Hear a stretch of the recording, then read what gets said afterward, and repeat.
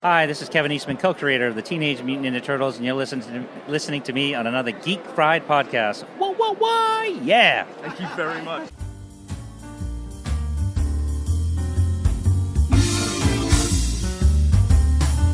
Welcome to Gentlemanly Chats.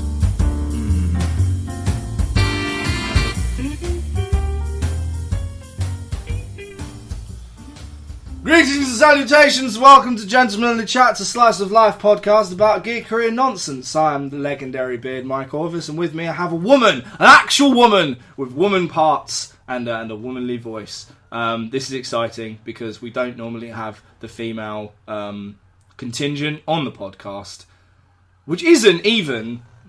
Let's get this straight, right? Because I think there was a bit of... Because I put this on Twitter, and I got a bit of a strange... response. Like, isn't it Gentlemanly Chats? Like, it's just called Gentlemanly Chats because they're chats of what I would originally call gentlemanly nature. But really, it's kind of an ironic thing about the fact that it's not really gentlemanly nature. It's just like fuckery. And it started off as me and Nick, as you know, and then Nick is increasingly busy for reasons that I will talk to him about soon, ladies and gentlemen. But you're going to have 2 weeks of special guests. Before we get to that, but Nick has got big news, but I'm not going to take that away from him before the authorities do. We've got guests.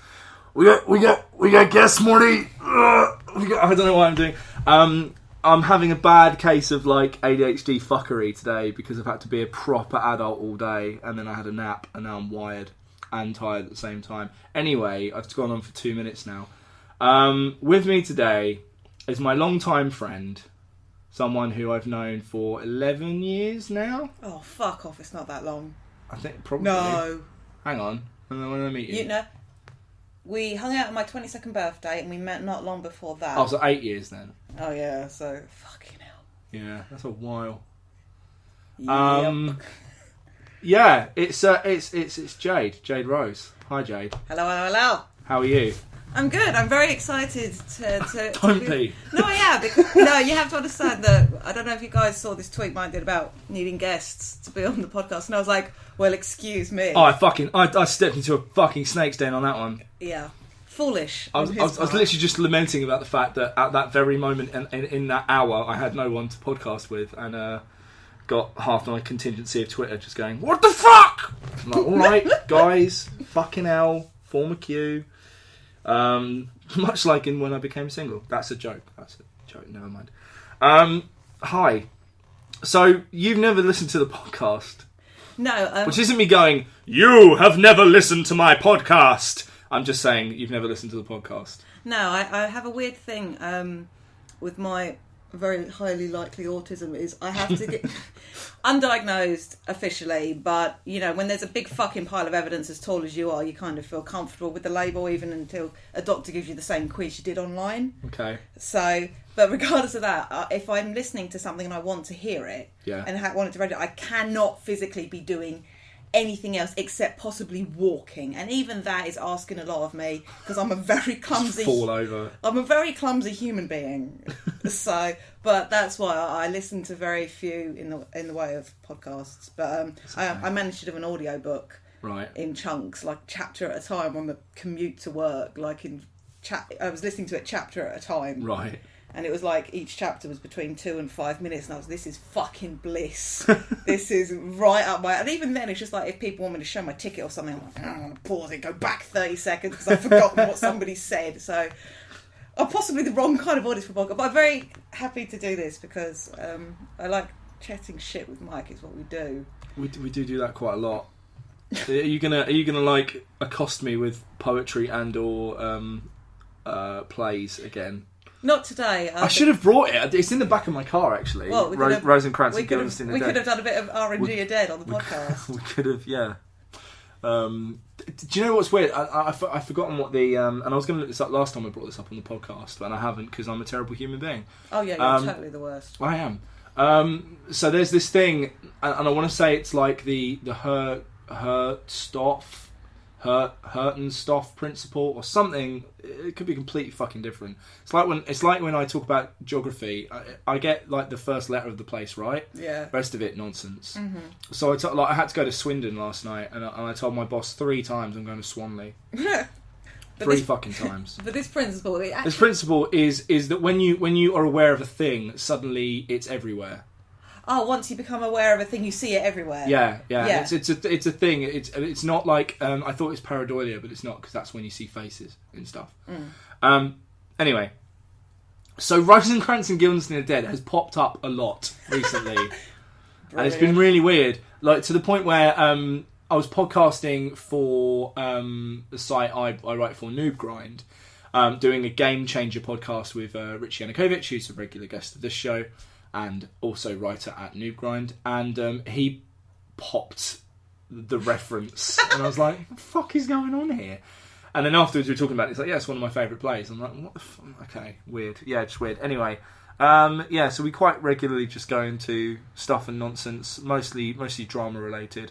But first things first, because the show needs a premise and a thing and some kind of structure. Mike's likes and Nick's picks. Nick's not here because Nick doesn't care. So we have. I'll do mine and I'll try and come up with a premise for you, because nothing rhymes with Jade. Things rhyme with J. No. You could have things that made Jade's day. All right, cool. That'll do. Crap. That'll do. So Mike's likes. This week I have been a massive fan of it. It actually ended this week as well, so you can just go and binge all 40 episodes. A lovely little YouTube channel called the Yogscast. Those of you are fucking familiar with it because it's one of the biggest YouTube channels in the world. They did a series called Whale Lords, which was a Minecraft. There were mods. I don't know what the mods are because I'm not a massive Minecraft head. I just play vanilla Minecraft on my vanilla PS4, drinking vanilla Coke. Have you ever drunk vanilla Coke in your life? Yeah, I like vanilla Coke, actually. Really? Okay, Thank you very much. I'm just trying to think about anything you drink it. I'm sorry. I tell you what I got excited about. Vanilla Coke always reminds me of the first time I went to Five Guys and found out that you can get vanilla and cherry Coke in the same thing, doing the same thing. It's very exciting. And then the burger was so good I cried. I used Five Guys to describe a person the other day. Well, I'd said something quite loving and nice to them, and they were like, yeah, I bet you said it to everyone. And I'm like, you know what? I have used that combination of words on a person before, but... And then went into this weird diatribe about how they were McDonald's, and when you have McDonald's, you're like, this is the best thing in the world. And then you have... I'll get back to Wild Lords in a minute. Then you have Burger King, you're like, shit, this fucking burgers are the tits. Why would I want McDonald's again? But you're going to say, this is my favourite thing ever. And then you have Five Guys and it makes you cry. And you're like, no, this is the best thing ever. So I said, until I find something better than Five Guys, you're Five Guys. That was my description of a human who I liked quite a lot. Anywho, Whale Lords, it's fucking funny. I've been aware of Yogscast for, years because they've been knocking about. One of those big names like, unfortunately, PewDiePie. Or Stampy Longnose, whatever the fuck his name is, I can't remember. Jim Sterling for president. Anyway, it's like story-driven Minecraft fuckery. That the word of the day is fuckery, apparently. That is just really fun. It's the gang on top form. So if you like any of the characters of the personalities from Yogscast, then you will enjoy Whale Lords. Go and check it out. They're like 20 minutes an episode-ish, and there's whale penises in it. So, that's really all you need. Always a highlight. Absolutely. Also known as a dong. Anyway, what's made Jade's day? I haven't actually gotten to watch any of it today, but it is very much in my brain. I started watching a web series having seen it all over Twitter thanks to 2 people on my Twitter feed who are just very active on Thursday nights when I'm asleep when this airs live, and my best friend who's started watching it. Probably, Pete, your listeners probably aware of Critical Role, which is on Geek and Sundry, which is a bunch of very talented voice actors, mostly known for their work in video games, so I don't know them at all because I'm terrible, but I believe a couple of them do cartoons as well. It's them live streaming their D&D sessions. Brilliant. And I have played D&D all of twice with Mike. Correct. It was fucking amazing. The group imploded for reasons that had nothing to do with me or Mike or G. No. And we were all very sad and mourning about it. So Yeah. I've been a observer of D&D. I remember friends of my parents played it. And me as like 8-year-old strange child, like, don't even get me started on the weird kid that Jade was. Very much like the weird adult that Jade is, but shorter and worse glasses because the NHS is a bitch. But I remember hearing her and going, this sounds amazing. And I got a taster for it. And I was like, oh, I want to play this more. But then my friends were just like, you should check a Critical Role. And they were talking about that. Okay, this sounds fun. And then I found out how much of it there was. These guys had been gaming together for like 2.5 years with these characters. Right. Started streaming the series just over a year ago. Okay. So it's like 52 episodes. Then? Yeah, I think they've just hit 57 because they do like one-offs and stuff. And each episode clocks in at about 3 hours unless they run long. Jesus. Because they have like pauses where they do their bathroom, but it's a gaming session. Yeah, They meet once a week. They're down to 7 now, but originally the party was 8 plus the DM. Right. Hardcore group. They use 5th edition, though they start with Pathfinder. Okay. And it's really inspiring to watch. Like, and at one, Matt Mercer, who is their DM, is phenomenal. The way he weaves stories, but also the way he runs a game is fascinating to watch. And to see all these players, like, I love watching people nerd out. Yeah. You see people like you unabashedly enjoying a thing. And mommy to say about where the root of enthusiasm comes from when I'm done talking about Critical Role. But these people are also enthusiastic and their characters are wonderful and you are so drawn in. And I have I've done 7 episodes in order and I dropped into their most recent one, which was a one-shot. Liam, who is one of the group. Liam O'Brien? Liam O'Brien, yeah. Because Matt and Marisha are in Australia doing a con. Right. He was DMing and he did like a one-off set and this is great. He started off, he only had 4 of the others. He had Laura Bailey, Sam Neill, Taliesin, whose surname I can't remember, and Travis Williams. Troy Baker? No, Travis Williams. I'm terrible, I'm awful with names. Okay. He's awesome, but basically Liam did this game where it started off and they're in the recording studio doing VO for a new game. Right. And then like a hell dimension opened up next to them and the 4 players are losing their shit and then he gives them character sheets based on them and then it's them trying to deal with the fact that the world has gone to shit and then they fight like a lich demon Conan O'Brien. Excellent. I sorely recommend watching that episode if you never see any other Critical Role, but it's fantastic and very inspiring and it's got me really fucking itching to play D&D again as soon as I physically am able, to the point I've got currently 2 characters very fully formed in my head, not including the one I had when me and Mike played, and a couple of others on the back burner just in case, because people go, well, we've got room for this, you can't be a rogue or this or this. Yeah. I seriously, I shit you not, I have a gnome wizard, a halfling druid, a dwarf paladin or cleric ready to go, and I'm toying with the idea of a half-orc barbarian. Brilliant. So seriously, I am fucking ready to go. But Luke prone to enthusiasm, because I did remember, I believe it's Greek in origin, and I can't remember what the Greek word is, but it referred to being filled with, a god would come down into a person and literally sort of possess them, and it'd be that divine energy. Okay. And I'm like, what fucking god am I a favourite of? Because I am so high-key engaged in shit, I don't know how to be low-key into stuff. I am either all or nothing. So clearly some deity's got a fixation on my ass, because I go big or go home on most things, but yeah. You do that, yeah. But yes, Critical Role, massive undertaking. Each episode's about 3 hours, and as soon as Mike and I have finished recording this, I am going to watch another one, and it's going to finish about midnight. And the problem is I'm keyed up for like half an hour. I'm like, I have to get up at fucking 5:30/6 o'clock. I need to sleep.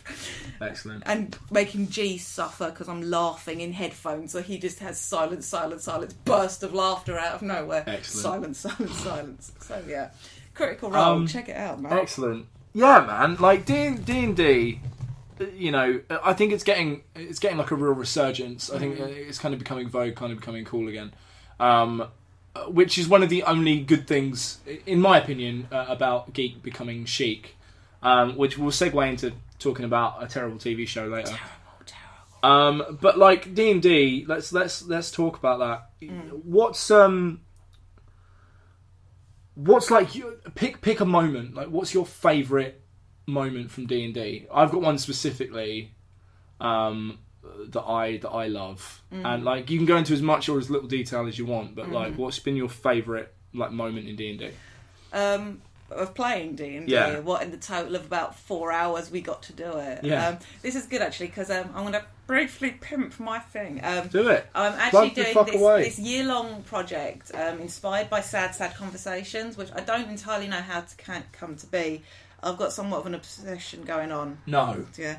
I'm a big fan of Lin-Manuel Miranda and his musicals, and he was one of the Sad Conversation people. And I saw this, and I turned 30 in April, and I've decided that every day for a year I am doing a video, unscripted, unedited. I literally talk into my phone for up to 4 minutes 20 seconds because I post them on my Tumblr blog, and you can only do up to 5 minutes or 100 meg. So it's actually really good because it forces me to. Though, to be fair, I tend to ramble. Shit, it's at 3 minutes 55. Okay, I'm running out of time, and so I need to wrap up really, really fucking fast. But yeah, the other day, because I do Q&As on Sundays, because trying to think of something to talk about every fucking day is really fucking hard. So you get a lot of me waffling. But on Sunday, because I'd started watching Critical Role that weekend, I was very much thinking about D&D. And so I talked a little bit about the character that I had during our brief sojourn. And G asked me a couple of questions because he was backing me up, and he asked for what one of my favourite moments was. Indeed, and I mentioned one of them today, but I'll do them both for your listeners. We had this moment.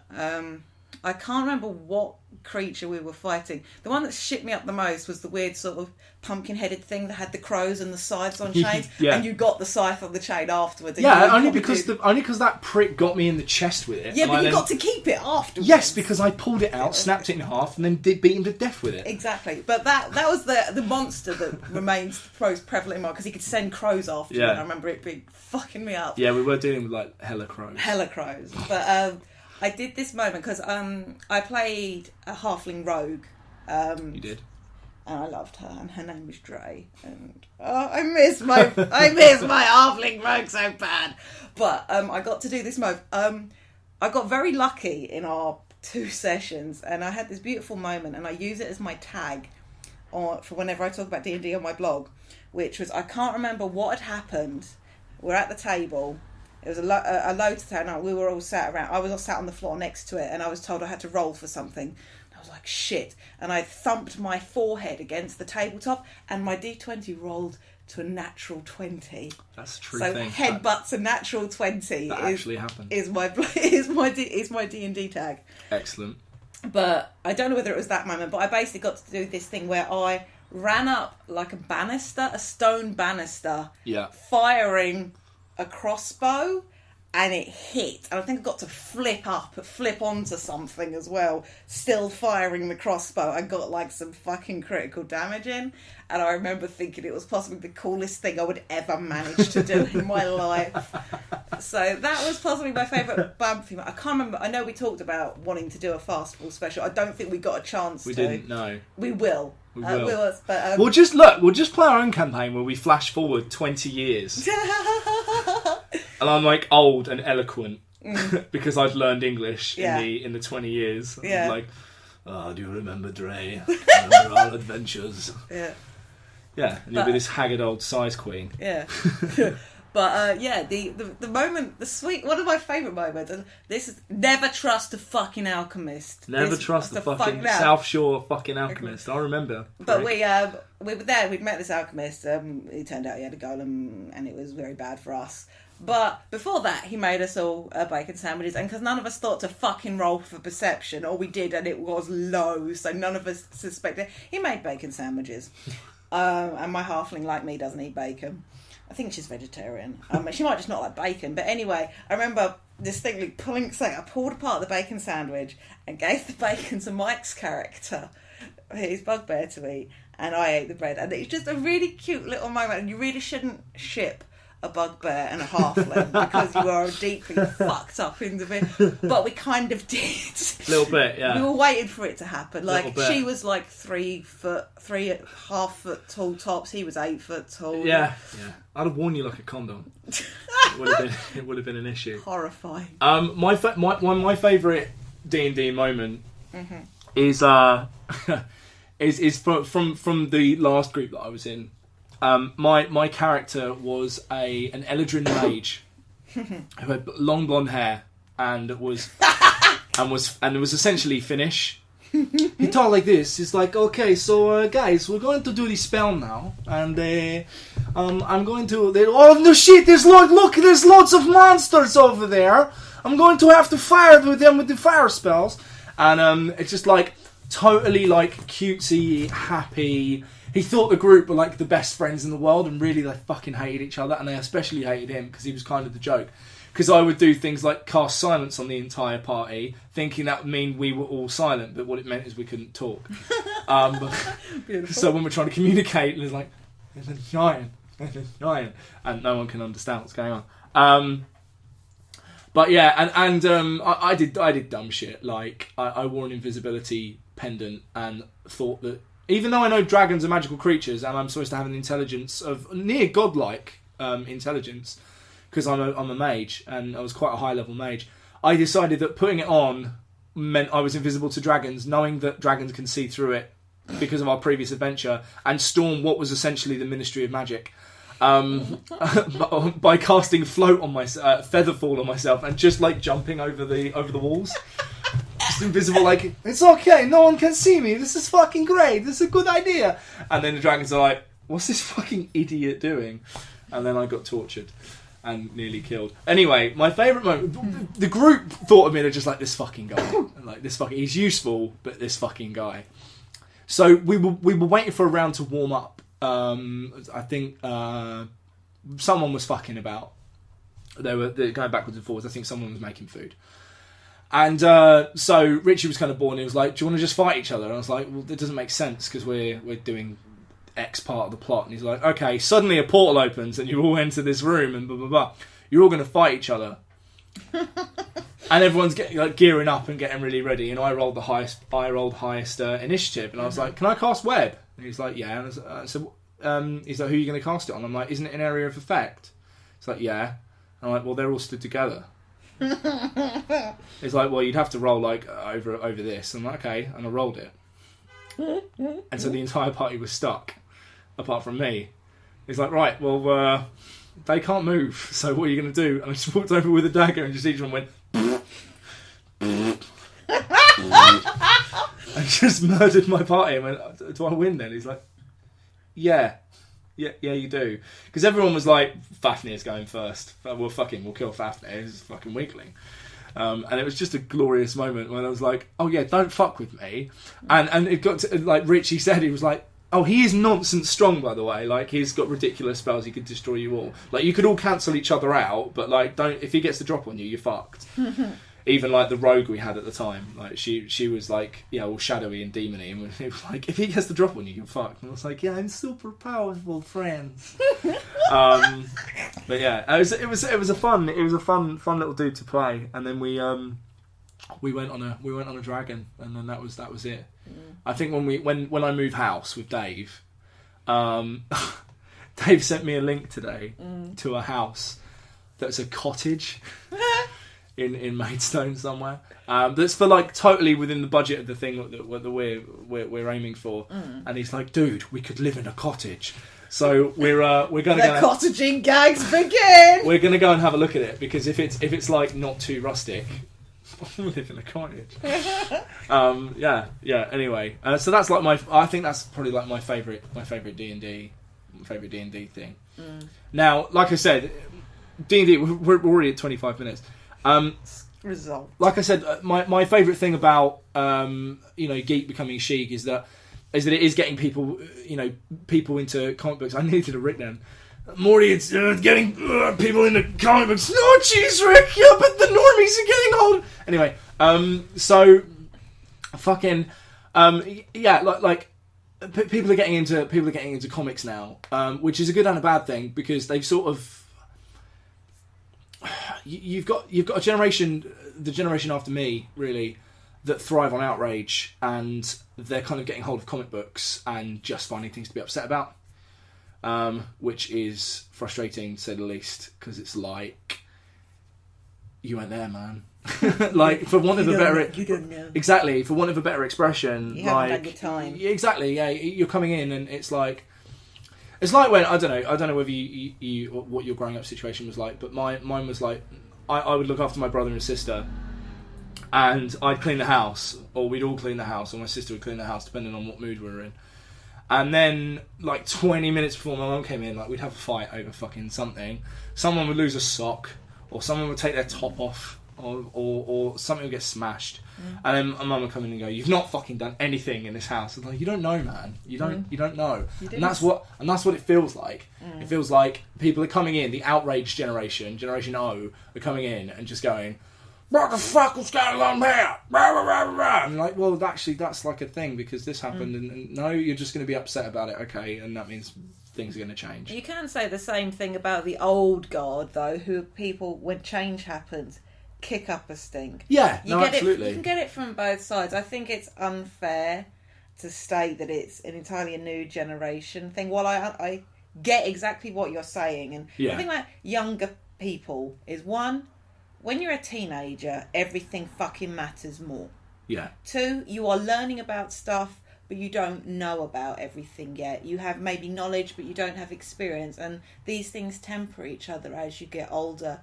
But if you're full of fucking emotion and you have a little bit of knowledge, it's very easy to get het up on things. It's I know Mike likes to bitch incessantly about Tumblr, and I get why. Those of us who use it will unironically refer to it as the blue hell site. Let's make that point very fucking clear. But these kids that are coming are learning about issues, and they're angry. And they don't know what to do about it. And so it often comes out in these strange outlets. And it's up to us as older fans, older geeks, just like, I'm so glad you're enthusiastic enough about something to care this much. Let me show you this thing. Let me explain to you this thing. See where we are. See where you are. Yeah. And it's about engaging in a dialogue, isn't it? That it's about communication. But I get it. I see these younger kids coming in so angry, and so. But for example, and I know because I follow Mike on Twitter, and whenever he bitches about stuff, I tend to chuckle to myself about, for example, Cap being Hydra, and I don't know about the comic. I don't read a lot of comics at all. I'm a casual fan. I read a lot of sort of more one-off titles. I'm more Dark Horse, Vertigo than mainstream Marvel, DC. But it's like, for whatever reason that story is happening, at the same time, they have taken a character that was created by Jewish men and made him effectively the poster boy for a Nazi-coded organisation. And regardless of what that reasoning might be, you have to, on the surface of that, that's still arguably a slap in the face. Like, yes, there might be an excellent reason for that story.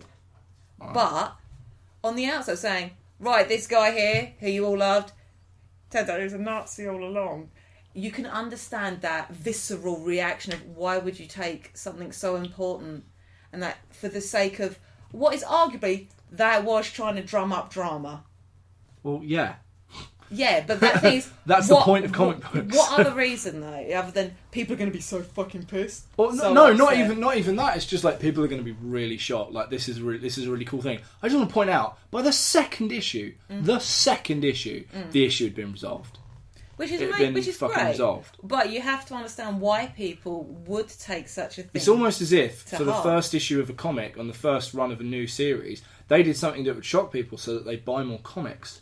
Because maybe comics are flagging a little bit and are about to implode. What? But that arguably backfired because the number of people boycotting that run that would have bought it anyway. Yeah, but then you've got people who wouldn't have picked it up, picking it up for collections value. So there you go, and it's that interesting dichotomy again that's going on. I can't comment on the state of the comics industry. I fucking can. It's dire. Well, there you go. But apart from sorry to interrupt you. Yeah. Apart from DC, who are absolutely fucking knocking it out of the park at the minute, to the point where Marvel executives are going, shit. Oh fuck! Like DC, I don't know what's happened, but Shit. DC have like shit. This is incredible. Yeah. I've got a lot of sympathy in a way for, especially for the big names, because like when your canon is extended on for. What was it? Starting in the 30s, wasn't it? Is that right? Late 30s, the first incarnation of Batman. 37. When Bob Kane, the first incarnation of Batman. Sector Comics number 27 came out in 1934. And Fuck. And Action Comics was Before that. So yeah, when you have I'm fact checking myself because I don't want to be wrong about Batman. No, it's cool. But when you have such a long period of time to draw on. One, a lot of stories are going to be told. You got to do reboots, and to keep people engaged, I appreciate that's got to be so difficult. But at the same time, as a casual observer of it, you also see the cock-ups, and you're just like, oh, why? Like you hear about amazing writers getting fired, or people being brought on. It's like my understanding is. I loved the first issue of the first volume of Rat Queens, for example. My understanding is somebody got sacked and a real fucking racist, sexist douchebag was brought on. I don't know the details. I can't comment. But it's just like, why would you do that? Because that choice alienated so much of the reader base that it had cultivated. And it's like, that lack of awareness sometimes is like very distressing. So as a witness who's not even emotionally invested, it's like, I don't understand why you are doing the thing. Why are you doing the thing? Oh, I would love to understand, but it's like, oh, I was wrong. It's 1939. Sorry. But it's like any big exec of a big property. Like it's very easy to judge when you're not part of it, because everybody's got opinions are like arseholes. Everybody's got one. The issue is there are actually few. Writing and drawing a monthly comic book is fucking hard. Gorgeous. Like really fucking hard. And there are few people in the business who can still do it. And also, if you Stefan, I'm going to pronounce his second name wrong. It's Stepjak or Stepjak. Who did Rat Queens for a while. He had to stop because he hurt his arm. You hurt your arm, you fucked. That's it. Like, and they have to just find a replacement. Like, it's not a case of like, oh, this is going to go on hold now, because the comic books industry is so dependent on regular content to keep people invested. Yeah. And to be honest with you, it's like any subscription service. I'm going to say, having worked for the Daily Telegraph subscription service. Pulling a figure out of my arse, but making a educated guess, 60 to 70% of subscriptions they just kind of hope you forget about, and they just keep turning up at your door.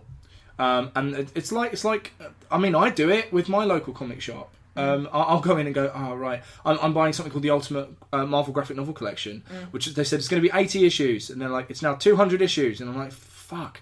So like every other week. Every fortnight there's a new book added to this fucking pile, and they're all classic ones now, which if you're a legacy reader, that's fucking cool for you, but I can't stand someone jumping through a window, there being a caption going, suddenly Beast Hank McCoy jumped through a window, and then Hank McCoy goes, I'm jumping through a window, and then someone goes, look, he's jumping out of a window, because I'm not a fucking idiot. And I don't need that. Anyway, and there's shit that turns up and I'm just like, oh yeah, I did all that, didn't I? Okay, cool. And then you just pay for it. You pay for it at the point of at the POS, the point of sale. So there's a lot to be said for continuity, because a lot of people, go to brick and mortar and they reserve their copy. And yeah, I've lost the thread of where I was going with that because ADHD. Cheers. Anyway, The Big Bang Theory is fucking awful. Fucking awful. The Big Bang Theory for me represents. This was the segue, by the way. I'm just not feeling clever. The Big Bang Theory. They read comics. Is terrible. Apparently, yeah. It's just an awful program, and I was subjected to it the other night. For those of you that still know, I'm living in the basement of my ex's house at the minute, which sounds a lot worse than it is. It's a first floor. It's like a Victorian flat, so like I'm not like dying of black mold or anything. I think I got the black lung, Pop. Yeah, so it's just incredibly annoying. I couldn't stream for Noob Grind on Tuesday because she decided she was going to be upstairs watching Netflix, and there's not really a lot I could have done about it. And I just heard the Big Bang Theory on over and over and over again, and it's just awful. It's lowest common denominator, like. It's just terrible because if you know anything, like actually know and live like geekery, live a geek life. It's something that I advocate quite a lot on this podcast. You know, a lot of you know my background. You know the fucking shit that was kicked out of me when I was a kid for being A, the weird kid with ADHD, and B, the weird kid with ADHD who fucking loved Harry Potter and Star Wars and Ninja Turtles. So. Yeah, I'm a massive advocate for when people really show you like how fucking cool like geekery can be.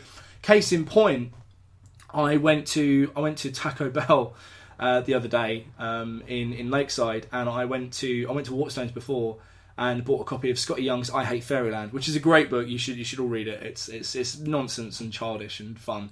But the girl behind the counter was like, "What's that?" And I'm like, "It's a comic." And she was like, "Oh." And her words were, "I've got blonde hair and I'm from Essex. I've never read a comic in my life." Like it was like that's just the done thing. And I was like, "Well, why don't you try? Like you've got Waterstones down there. That I guarantee you'll find something that will tickle your fancy." And it really like genuinely, she had this moment of like, "Oh, okay." And I think Simon Pegg said it best when he spoke about how geekery, and I've probably mentioned this numerous times on this podcast, but how the prevalence of geek culture is instilling an infantilism in adults, and that's old and new geeks alike. I've lost the thread of where I was going though.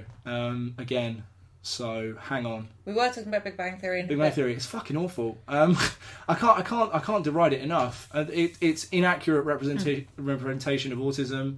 It's terrible discussions that don't actually mean anything. What really gets my goat about? What really grinds my gears. Yeah. When I remember when Big Bang started, and I'm not going to get started on Chuck Lorre or whatever it is in his fucking sitcoms, because I appreciate I can't write a sitcom. I'm fucking trying to, and hopefully I will succeed. But that's another topic for another day. And his treatment of women, which I would punch a hole in a wall if I could. Jade smash, you'll be a mess. But I remember when Big Bang Theory started. And me and my fucking geeky friends were like, holy shit, a sitcom for us. These are people with our interest. And it's not. We were the butt of the fucking joke. Again. And what's ridiculous, if you just watch a clip with the laugh track, people will say something, "Oh, I went to the comic book shop." Ha! It's just like, no, you're trying to get geek cred points by mentioning stuff. Mm-hmm. And then the people laugh and goes, "Oh, I've seen people reading comics. Oh, they're speaking Klingon."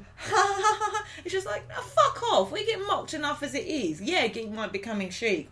And don't even get me started about the time I saw a fucking poster advertising a geek chic at night at a fucking nightclub. I'm like, fuck you. And I'm very wary about using this term because it's an important thing and it's a really important discussion to be happening. But at the same time, like, don't fucking take the thing that is part of how I define myself that you have mocked me for since childhood, because now it's fucking fashionable for you to wear black framed glasses with fucking plastic in the lenses because you think it looks good. And I appreciate that my hair is currently in a very stubby little ponytail with the sides buzzed, and I wear black framed glasses, but I need glasses. And I have done since I was a fucking child. And I'm boss-eyed because I have a lazy fucking eye. But I'm getting off topic. When you are mocked relentlessly for an aspect of who is intrinsically who you are, mm-hmm. and then it becomes the fucking steam engine behind a show, it's like people might have gotten into geeky things because they heard them mentioned on Big Bang Theory, and that if that happened once, that'll be wicked, great. Yeah. Oh, I heard them mention this. I wondered what I checked it out, and I really got into comics because I saw this title being talked about. Oh, I really fancied playing Dungeons and Dragons. But apparently, the episode of Community, which I haven't seen, where they play D&D, and the episode of the IT Crowd, where they play D&D, are actually really good little... They're fucking incredible. Really good introductions to what it's like. Also, watch Critical Role. But it's like... as a gateway drug, maybe you might learn something. But at the most point, she's like, no, we're a joke. Also, autism is a joke, and and being anything other than cishet is a joke. The ongoing riffs about Raj's sexuality. I haven't watched Big Bang Theory willingly in years. Yeah. And I say this is somebody that will still probably quite happily sing the theme song because that's catchy as shit. But I was word perfect for a while in my life, I won't lie to you. But it's like, we have enough mockery in our lives without being made. And I appreciate sitcoms, you're always making fun of fucking somebody because they're the protagonists and we laugh at them as much as we laugh with them. But we don't seem to laugh with the characters in Big Bang Theory about their geekery. It's the punchline, it's not the setup. It's not... You create a setting for something that's, it's a situation comedy. That's what it fucking comes from. The situation should be, oh, here's some geeky people and they do stuff that is funny. Not just like, these people are funny because they're geeky. And that's... And I think it was set up as like classic juxtaposition comedy. Like, she's not a nerd, they are. Whoa. Okay, fine. Like, that's yeah, cool. But like, they never really take the piss out of her, and I remember when they took the piss out of her, and it was when she became addicted to a game. So when she suddenly gave into the geekery, became one of them. Yeah, she's like, oh, I have a problem, and suddenly that's the hilarity. At the end of it, she's got this regret as well. It's just like, oh, this is a bad thing. We're going to laugh at you because you became one of them. Well, yeah, that and the fact that it so rigidly sticks to Todorovian narrative theory, and it's just like, come on, guys, like surely. Anyone who's got a head on their shoulders, like it's terribly shot, and I know that doesn't really matter because it's a sitcom, but it matters to me. Still, a sitcom doesn't have to look like shit. Yeah. Spaced, fucking how many years after Spaced are we? 20 years after Spaced? That show, yes, it looks like the fucking 90s show that it is, but the camera work is interesting. Yeah. It's Edgar Wright, so you get what you pay for. Yeah. But it's like, there's a reason why it's rated as highly as a sitcom as it is, because it's interesting visually to watch. Yeah. It isn't just about great writing, Now, if you want to watch a fucking sitcom about geeks, watch Spaced. Yeah. And just as a quick segue, I've mentioned it on here before. There's a YouTube series called Every Frame the Painting, and there's a really good video essay about Edgar Wright and how he does physical comedy. It's fucking brilliant. You should definitely go and check that out. Seconded. Because it will change your life and ruin action films for you if you continue watching it. Yeah, that's one of those things that once you learn it, you can't unsee it. Yeah, absolutely. So yeah, it's terribly fucking written, and I don't know why I'm so stammery today, and then I feel like just going into Rick. It's not. I keep saying it's terribly written, like a broken fucking record, but it is. It's just so. It's so bad. The pausing, the pacing is terrible. You don't feel the characters at all. They're not inhabiting those roles. And it bothers me because those are good actors. Like you see Jim Parsons in like The Normal Heart and stuff, or in The Muppets even. Yeah, he's fucking amazing. What's his name? The guy who plays Leonard, Johnny something. If you saw him in Roseanne when he was younger, he was fucking amazing in that. The guy who plays Howard, he's just done a film with Hugh Grant and Meryl Streep, but he's like an amazingly talented musician, and they have such a talented cast, and they're just fucking sleepwalking through it because they're not given anything interesting to do. It's a discredit to them as performers. I'm an aspiring actor for my sins. And it's one of those things that drives me up the wall is seeing talented actors with nothing to do. It's just like, and they get these amazing guest actors in, like the number of fucking celebrity cameos they've had on Big Bang, which is not the same thing as getting good actors in to play roles, but it's just like Stan Lee, Leonard Nimoy. I think they had Adam West on a recent they've had so episode. Yeah, they've had all these various people on it for the sake of geek cred. Yeah, it's like, yeah, it's Adam West. Oh, fuck off. But it's Geek Bingo, and I was, but I think to paraphrase a story, I couldn't stream on Tuesday because my ex was streaming Netflix and thought that was a better thing to do than allow me to do the thing that I do to be creative. So she bought me pizza out of, I can only imagine, guilt. So I sat and ate this pizza while The Big Bang Theory was on, and I was just looking at it, and like even the composition of the set.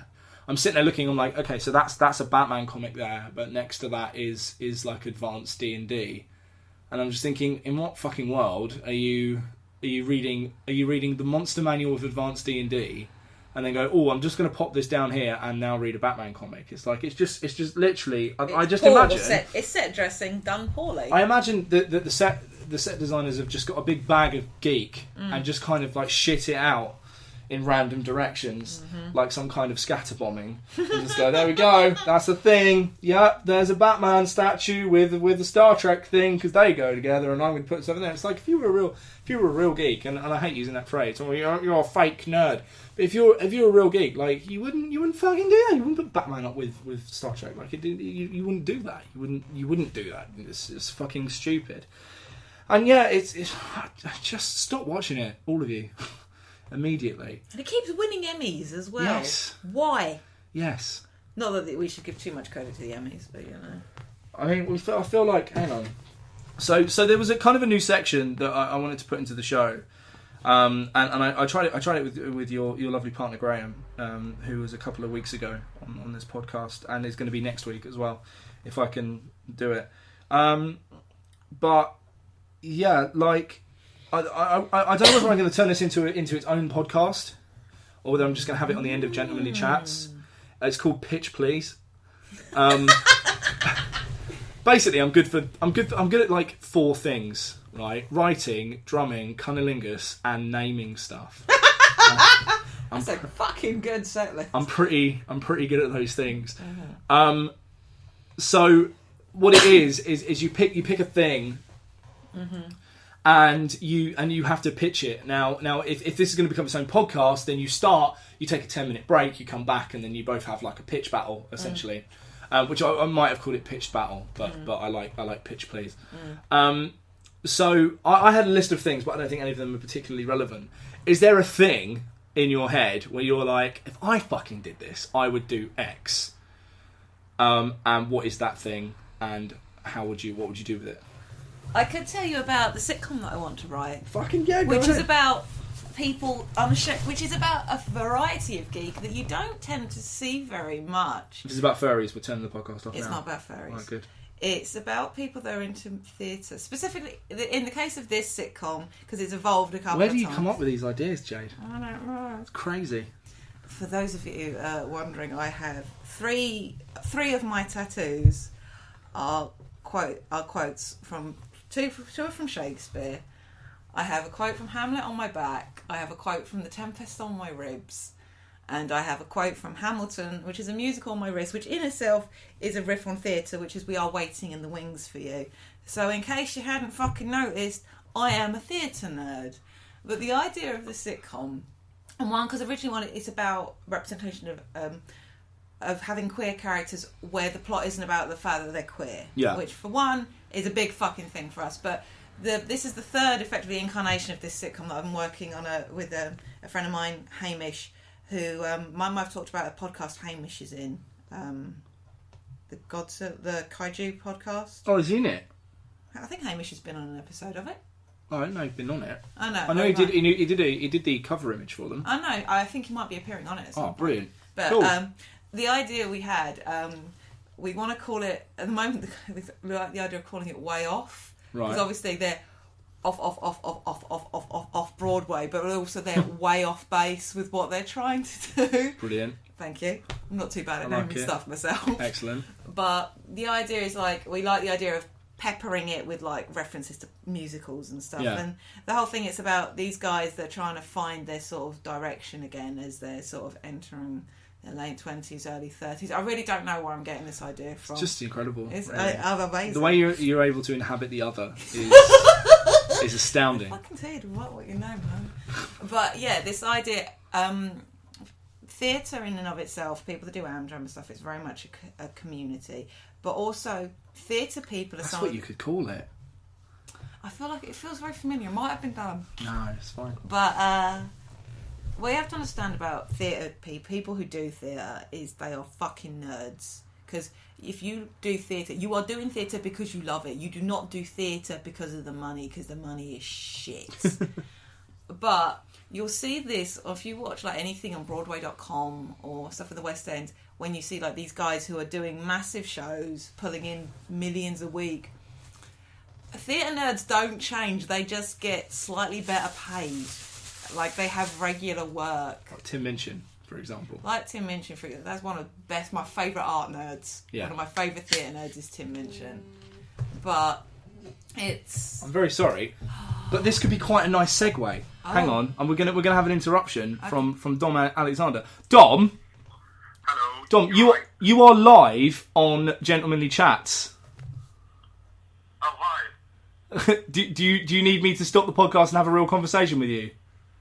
Yeah, it's about the Twitch stream. Oh, okay. Right, hang on. We're going to take a short segue. Oh, see, every time... this is the second time I've got a phone call during the stream. The podcast. And the first time my friend hung up on me. And the second time it was actually about something vaguely important. Sorry, you were saying theatre nerds. Theatre nerds, yeah. Basically, that's basically what this sitcom I'm hoping to develop and write is going to be. It's about community. It's about community and found family and being. The idea is these people are quite unhappy, especially one of them who is effectively. I don't want to say she's an ex-B of me because she's an exaggeration of some of my worst traits. But in the way of best sitcom characters are, but the idea is that they're very lost. Yeah. These people. One of them's quite happy about it. He's just like happy bimbling through life. One of them is desperate to make something. One is just desperate to care about something. Yeah. So in the way of great sitcoms, it's actually quite fucking tragic. Yeah. Good. But but the idea is it's about these people that unashamedly love this one thing, and they've been united by that since they were young, and it sort of brings them together again. And it's about friendship and community and being queer but not being defined by that, and embracing the things that you love and with each other. And that's, for me, is one of my favourite things about being a geek, because it's great to be enthusiastic by yourself. I know I will quite happily geek out alone, but there's nothing quite like getting to introduce somebody. If you get to introduce something to somebody and they like it and they get passionate about it, and because you've shared something, it's like if you share an album that you like, a book that you like, it's a part of you, and you effectively open your heart just this little bit. I really like this thing. You might also like this thing. And when they do, it's amazing. And when you get to share, there are always going to be assholes, regardless. And geeks, a lot of us were picked on as kids. That doesn't mean you get to be an asshole now to new people or to girls. I'm looking at so many. I don't care how much you were rejected as a fucking teenager when you. Do you think geek girls had it easy as teenagers? No, we fucking didn't. But I'm getting off topic, as I've said frequently do. You mentioned there there's something quite interesting about that. You know, when you open kind of someone's perception about a thing, it reminds me of like a recent relationship that I had that. Was one of the reasons why it ended, because if you're like with any this is any relationship with any human, if you like are constantly trying to show someone something, they and they continue to reject it, like you're gonna take it as a person on the front. It's like and skewing that very slightly. There was a post. It might have even been a repost from Tumblr that I saw on Facebook or something. It said like if a writer's trying to show you their scribblings and they're mumbling about it, or an artist is sending you to their DeviantArt, or a musician sharing their thing, they're sending you a YouTube link. Like, fucking take the time to just go and appreciate that, because what they're doing is they're giving you a part of their soul and going like, hey, this is like I did a thing. I appreciate the thing. And even if you don't like it, like I personally, from my life, I prefer constructive criticism. If something's not for you, then cool. Like, I'm going to feel a little rejected, but if something's not for you, that's fine. And a really good example of what you've just said is something that makes me so fucking happy. And we'll call this person Five Guys because I've mentioned them already. But I'm massively, as the world is aware, massively into the band Haken, and No. I know. I've only seen them 3 times in a year, which I've never done. And you look so good in that vest. I look the best in that vest. I'm the best vest man. That fucking gig. I haven't even spoken. Like, we didn't even get the chance to talk about that fucking gig. You can Graham. I think we might. Do you know what? Next week, listeners, me and Graham are going to talk about. We're going to talk about this gig and this fest because it was a weird night. I've seen the video. It was an odd night. Yeah, so fucking I showed them on the off chance of just like, hey, this is like a cool thing, and this was like the first time we really hung out. I was like, this is like a cool thing that I really like. I'm really jamming to it at the minute. And it's the first time that she got to see me kind of just relax and not be like guarded and stuff, and really like, oh, you are actually, you know like when you meet someone and you say your things, and then they kind of go, yeah, we've all heard that everyone's a thing, and especially when like a dude like me goes, yeah, I'm a writer and I'm a drummer, and they go, all right, buddy. And then I'm like, she saw me kind of tapping and stuff, and she's like, oh, you really are a drummer. I'm like, yeah, I am really a drummer. But now she's like totally into them, like in a big way, and it's like fucking, that's like a little piece of my soul that I went, hey, this is the thing, and then she's like, this is fucking awesome. And on the rare occasions we get to hang out, she'll be like, oh, can we put Haken on? I'm like, yes we can. We absolutely can. My friend Amanda on Twitter, who was the one going on and on about Critical Role, and I told her I'd started watching it, and she actually got really moved and a bit weepy, because just like, my friends are joining me in this thing that I love. And the thing is, it's a wonderful thing, because that love is exponential. When two people, like Mike and I, have got lots of things that we don't have, lots of interests we don't share. We've got vast array of shit between us that we like. When we talk about stuff we do like, that we both have in common, and it fucking spirals and it grows. And I met one of my best friends, Hamish, because we both happened to go to a screening of Pacific Rim at the Prince Charles Cinema off Leicester Square. I went with a Pacific Rim fan group, got from Tumblr, and it was after the What thing. you've just done there is you've constructed a sentence that's designed to wind me up. Never mind, carry on. Not intentional.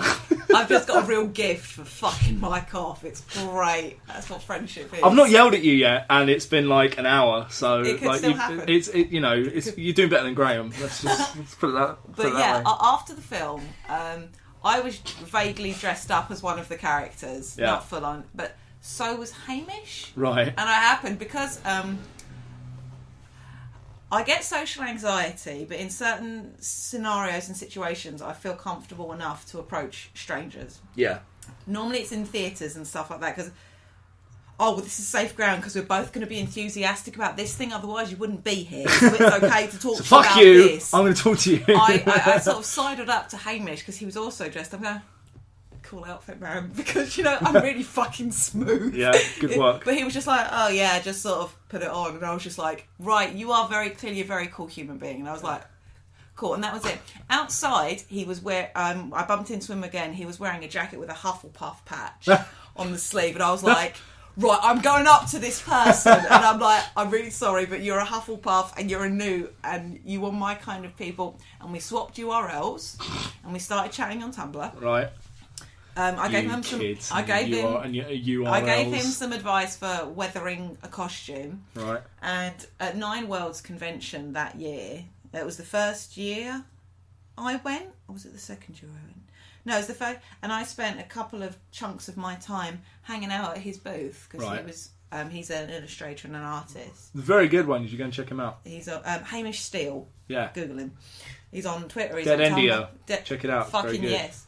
A horror webcomic, and he updated every week. It's season 1 has finished. He's going to be doing a Kickstarter for a trade paperback, and it's really exciting. I have a cameo in it, and it's great. No, I do. I exist in the world as a character called 3D. It's great. Brilliant. But yeah, and we got really close there. We chatted more about the thing. We both dressed as Newt on the day that happened to be the anniversary of the fucking kaiju attack in the movie, because we were there. It was great. He invited me to his birthday that year. I found out that despite me being 5.5 years older than me, his birthday is exactly 6 months after mine. We found out we went to the same university, but like obviously that time apart, and we have so much in common. Yeah. And I consider him one of my best friends, and we met because we both liked the same fucking movie about giant robots punching giant lizards. Brilliant. And that for me is geekdom is that. Yeah. It's when you find that shared love of something and amazing things can happen. Hang on, I wrote something about this. Oh, he's written something. The phone's out. Keep talking. Oh shit! I sort of ran, but that for me is what geekery is about. It's about that shared love, that shared enthusiasm, and you make connections because even if you only ever connect about that one thing, that's a connection. And sometimes you don't even have to connect. You can just connect with a thing, be it a film, a comic, a TV show, an activity. That's more about sex than it is about. Hush. Fine. Carry on. Sorry. But at the end of the day, and I think it was the Simon Pegg quote, it's just like, being a geek is to be unabashedly enthusiastic about something. Absolutely. And you can geek out about fucking anything. It's just certain things. It's fine to geek out about sport because you're a sports fan. Yeah. Don't get me fucking started. But that tiered bullshit, it's okay to geek out about this, or it's okay to be passionate about it. People mock and I'm saying this, people like to mock teenage girls. Yeah. Just like, oh yeah, like Beatlemania and shit like that. What, you're just shitting on somebody for being enthusiastic? Yeah, maybe they get a bit loud, a bit carried away. I've seen what football hooligans can do. Like, Absolutely. Yeah, anything where emotions run high can be destructive. But at the end of the day, being a geek, and for all that it's a bit wanky, whenever I describe myself, geek is always one of the first things I say, that or nerd, because I am both. And I like that there's a difference between being a geek and being a nerd and being a dork, and I am all of them. If you've ever seen me trying to fucking navigate around a busy room carrying something, you will understand why. Yeah. Like, I am a cartoon character, and leave aside the fact where I have blue hair with a white streak at the front. I've got a white streak. I've wanted a white streak in my hair since X-Men the animated series when I was like a kid in Rogue. I thought she was the coolest fucking human being. But I have a white streak in my hair. I have blue hair. I'm not wearing a Can nerdy... Rogue touch herself? Yes. Can she? Yes. Because it's like... Well, you masturbate with gloves on. It's fine. Can be fun. So like Rogue having a wank is like an asphyxie wank without having to put your hand on your throat. That's a bit more thought than I wanted to put into the matter, to be honest. Well, I kind of fancied Rogue. Didn't we all? Now I'm thinking about it. Sugar? Bring it back, bring it back. No, I'm there now. He's gone. Everyone close your eyes. Turn around. It's story time. Just the quiet sounds of fapping. I mean, we're at an hour. We have certainly waffled. Have we come to any sort of point? I think a lot of things were said. In conclusion, Big Bang Theory is shit. Big Bang Theory is shit. That's not what being a geek is. The comic book industry is going to collapse. Morty! I did it again. The comic industry is collapsing, Morty. Morty! We gotta get out of the verse. We gotta get out of here, Morty. It's gonna go. Oh, jeez, Rick! All these comic book characters are being rebooted every 5 years, Rick. I don't understand what's going on. It's because no one's got any original ideas anymore, Morty. We gotta create new characters. Iron Man, you know Iron Man? Yeah, Rick. Well, what are we gonna do with Iron Man? We're gonna make her a 15-year-old girl. Oh, they hate that. They'll fucking hate that, Morty. It'll be fucking hilarious. Come on, let's teleport out here and watch what happens. Oh, jeez, Rick. They're really not gonna like that. They're gonna take that to Twitter and be really upset. Yeah, I know, Morty. It's gonna be fucking great. Anyway. That's a podcast that we did with our mouths, and now parts of our souls are on the internet. You got anything else to say? Got any more points? I don't know, I think I've said quite a lot already. Okay, cool. I'm going to go back and see if my Rick and Morty impression was any good. I'm quite impressed. I have been the legendary beard, Mr. Mike Orvis. Do your own outro. I think you've earned it. Earned it. I'm Jade, also known as the Oxford English Fan Geek. Plug your shit, your Twitter and your Tumblr. If you want to follow me on social media for some unbeknownst reason, I am the Oxford English Fan Geek on Tumblr. Just being a prick. And you can find me on Instagram and Twitter as Jade Oxford Rose. And there we go. I'm frequently there nerding out loudly about... Currently, a lot of it's about Hamilton. Critical Role's making a big appearance. I think it is going to be the next all-consuming thing in my life. and I am going to get into a Dungeons and Dragons game soon, and I will not be shutting up about it. Fucking kills me. Okay, excellent. Also, check out, if you fancy it, I hit it with my axe. It's a series that's on The Escapist, which was porn stars and a hairdresser and a stripper playing D&D. It's got a controversial character in it, Zach something, I've forgotten his second name. He's actually a bit of a wanker, but it's quite a cool show to watch. And then if you fancy any of them, they're really easy to Google. Right, this is a really embarrassing story. I'll tell you a story about... oh, God. If I ever meet her in person, for any reason, I really hope this doesn't get brought into the forefront. Oh, fuck it. She used to be a porn star. You imagine this happens all the time. So Satine Phoenix Good night. She's a lovely lady. She's genuinely just a lovely lady. And I've been watching I Hit It With My Ex for a while, and I'd watched the porn that all of them were in. I'm like, this is kind of hot. I like it. And yeah, so I was following something on Twitter, and I follow her on Twitter, and she posted something that was what did she post? Oh, it was a ball gag that was a D20. When worlds collide. Yeah, and I was like, that's kind of hot. And then I kind of got a twinge. It was like, I might just give Satine Phoenix a bit of a Google, and by Google I mean masturbate furiously. And so I did that, and then cut to I'm in a chair, cock in hand. I just finished clicking off, and I get a notification on my phone that she's liked my tweet, and I'm like, she can see me! I'm sorry! Just like furiously tucking my cock back in, and I'm like, I'm sorry, Satine!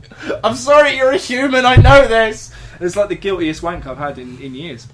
What a beautiful note to end today's episode. Absolutely. On. So don't wank over people you follow on Twitter. Good advice. Yeah. Apart from you know you are. Yeah. You know you are. I know you are. I'm going to follow you on Twitter. Gonna do a cheeky wank. It's what you like. I know it's what you like. Do you want to whisper at anyone on Twitter? A little whisper at them? Have a little whisper. It's quite refreshing. Just have a little whisper. I'm getting performance anxiety. It's not very sexy. Try. I don't know. I've got kind of this nerdy vibe going on that really works for me. Okay. You're out there, Twitter. You're listening. Come follow me. It'll be fun. I promise. There you go. See, cool. Right, Morty, keep it geek and see you next week, Morty. If there is a next week, because the universe is expanding, and oh no, Rick. I don't know if there's gonna be a next week, but if it is, you should keep it geek, I guess. Oh no, God.